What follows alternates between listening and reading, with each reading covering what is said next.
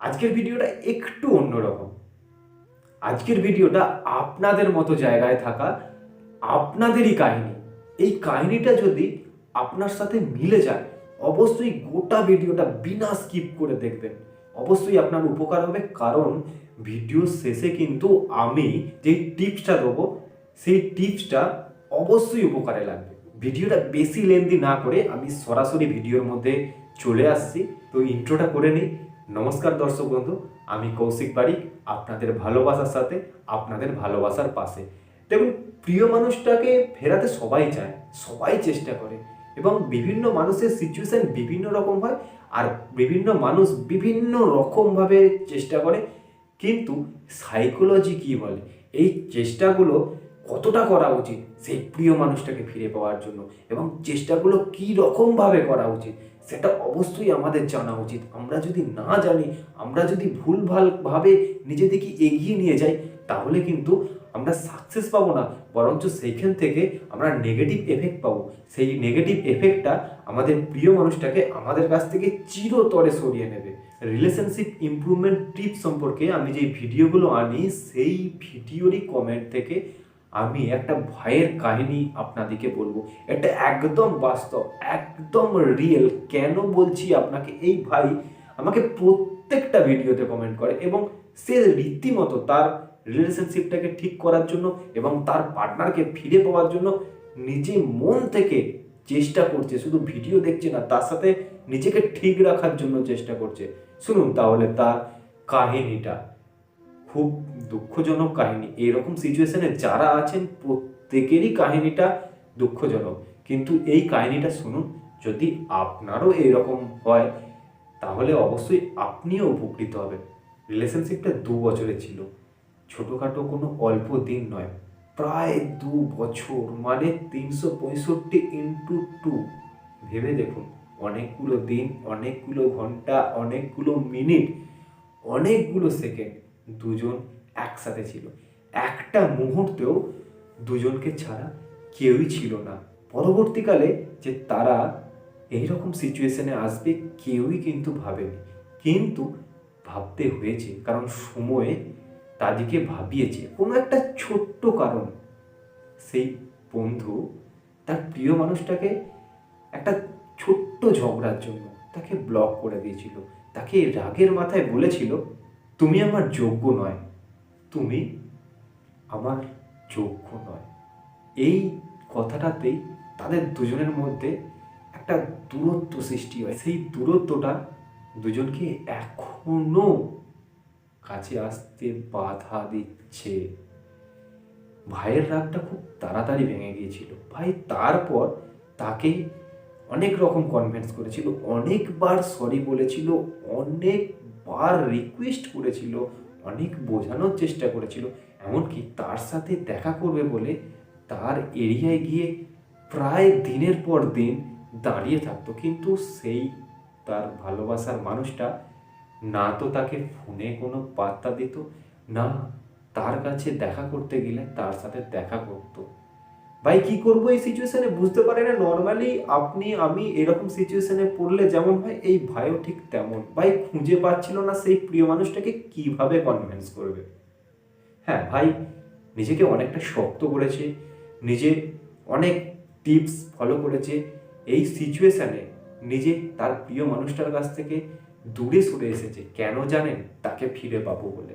এই রকম সিচুয়েশান যদি আপনার মধ্যেও হয়, মানে আপনার পার্টনার আপনাকে ব্লক করে দিয়েছে, আপনাকে গুরুত্ব দিচ্ছে না, আপনাকে চাইছে না, ভুল যায় যে কোনো কারণেই হোক, আপনারও ভুল থাকতে পারে, তারও ভুল থাকতে পারে, যে কোনো কারণেই ভুল হয়েছে।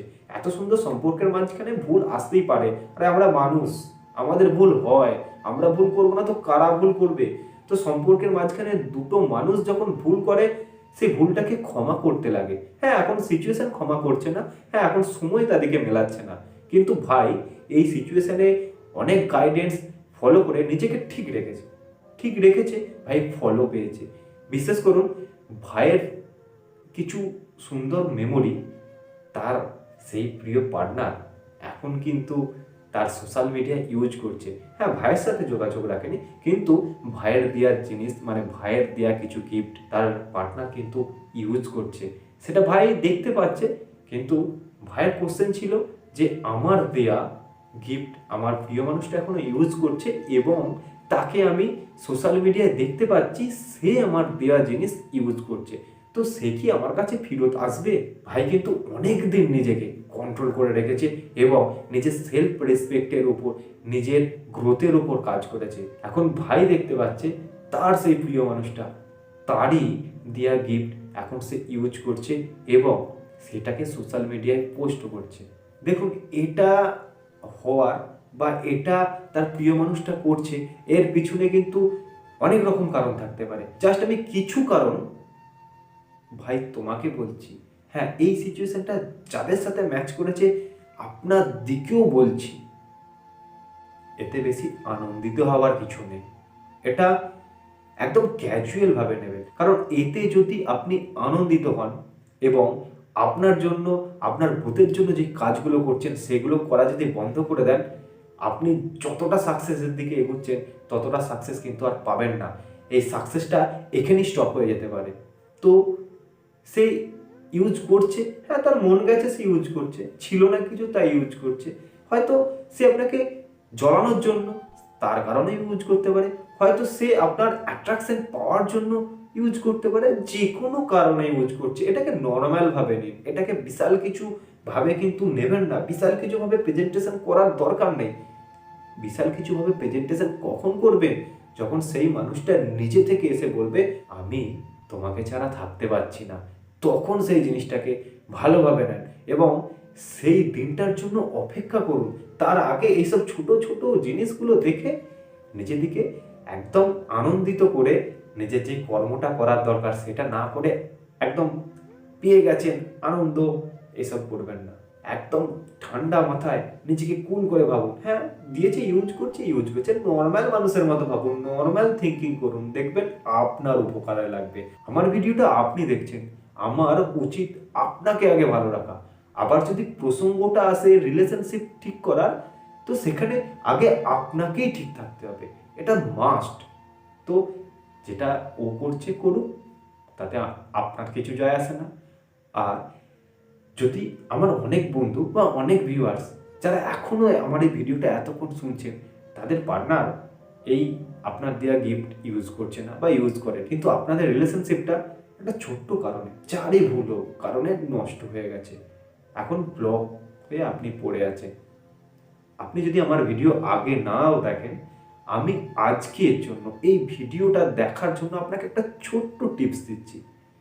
এই সময় আপনি ফুলফিলভাবে রিভার্স সাইকোলজি ফলো করুন, আপনার সেলফ গ্রোথের জন্য কাজ করুন, দেখবেন আপনি পারবেন। পরবর্তী স্টেপে আপনি পৌঁছাতে পারবেন। ভেবে নিন একটা গেম প্লে, একটা ধাপ পার করলে আর একটা ধাপ পাবেন, আর একটা ধাপ পার করলে আর একটা ধাপ পাবেন। এরপরে এন্ডিংয়ে আসবে কি জানেন? আপনার সেই প্রিয় মানুষটা। কিন্তু এর জন্য আপনাকে ধৈর্য তো ধরতেই হবে, বিশ্বাস রাখতে হবে সেই প্রিয় মানুষটার প্রতি। বিশ্বাস যদি না রাখেন কিচ্ছু করতে পারবেন না। বিশ্বাস রাখুন, ধৈর্য ধরুন, নিজের কর্মে নিজেকে ব্যস্ত করে রাখুন, একদম ওভার থিঙ্কিং আনবেন না। আর প্রত্যেক দিন একটা নির্দিষ্ট ছোট্ট টাইম ইউনিভার্সকে আপনার রিলেশনশিপের জন্য, আপনার পার্টনারের জন্য, আপনার জন্য প্রে করবেন, দিয়ে ইউনিভার্সকে থ্যাংক ইউ জানাবেন। থ্যাংক ইউ এই ওয়ার্ডটার বিশাল পাওয়ারফুল ওয়ার্ড, এটা নিয়েও আমি ভিডিও আনবো। এখন আপনি এই সময় ইউনিভার্সকে শুধু প্রে করুন, কিন্তু বেশি করবেন না, তারও নেগেটিভ এফেক্ট রয়েছে। দিনের একটা নির্দিষ্ট টাইমে প্রে করুন এবং আপনি ভালো থাকুন। প্রত্যেক দিনের মতো ইউনিভার্সকে আমি আপনাদের হয়ে প্রে করছি, উনি যেন আপনাদের এই খারাপ সিচুয়েশনটা খুব তাড়াতাড়ি কাটিয়ে দেন এবং আপনারা এই সিচুয়েশনে ভালো থাকতে পারেন। নমস্কার।